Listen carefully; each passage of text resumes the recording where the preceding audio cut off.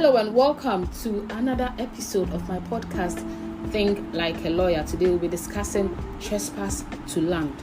What do we mean by trespass to land?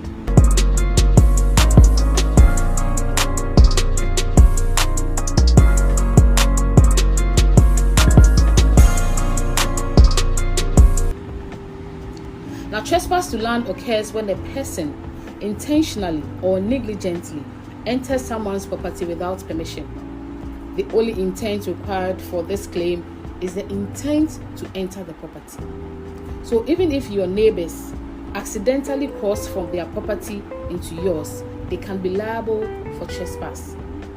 A trespass can also occur if someone causes a physical item like a golf ball or a football to enter your property.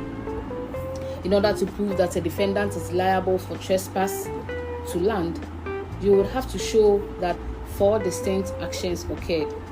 1. That the defendant must intend to enter the land that is the subject of the trespass.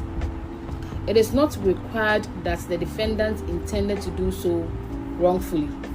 That is, entering land by mistake can be a trespass. Causing an object or a thing to enter someone's property can also be considered trespass.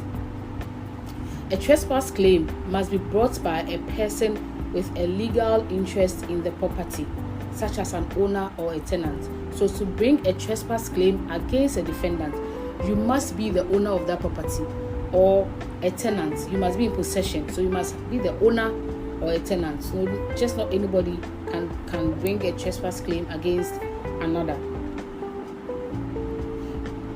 Also, where a person enters someone's land by his consent, he doesn't become a trespasser once there's consent.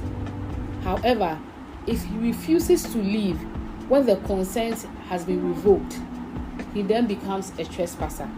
So when you find yourself on another's property without the person's consent, you become a trespasser.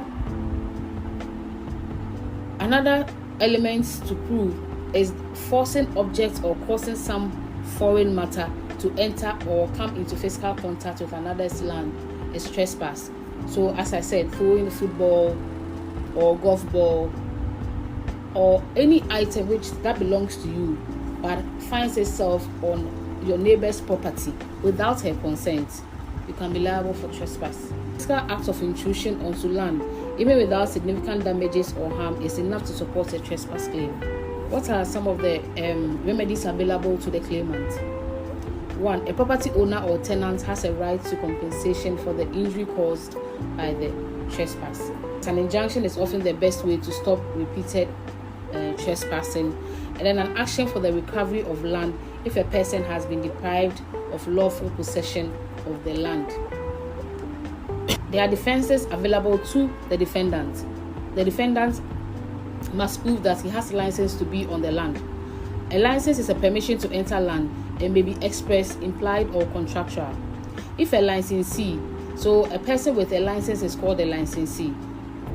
So if that licensee exceeds their license or remains on the land after it has expired or been revoked, the licensee becomes a trespasser.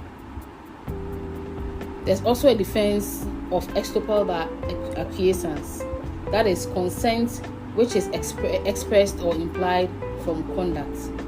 Example is inactivity or silence by the claimant.